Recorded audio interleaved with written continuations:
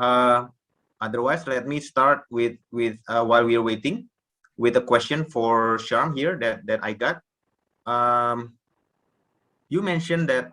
Let me see what they wrote here. You mentioned that the order for hybrid model to work, we need to consider 4 things, right? What work is done, where work is done, how work is done, and who does the work.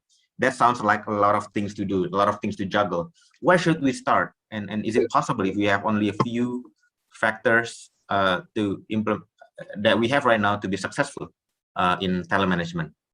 Okay. Okay, so the context is in talent management, or is the context in a hybrid workforce? I think it's in talent management. Right. Yeah, it doesn't explain more here. Okay, so I think it's important, like what Pak Pambudi has said, to start from the basics, right? So if you have a framework in place, then that is a 9-box grid that we're talking about. Use that, map out your talent in the 9-box grid.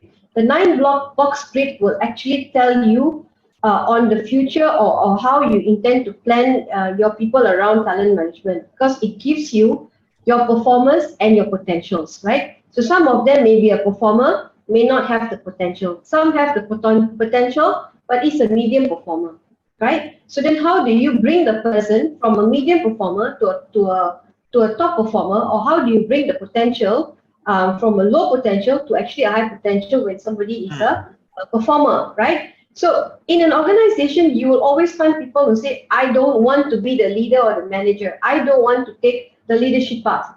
I want to be a subject matter expert. Okay, so be it.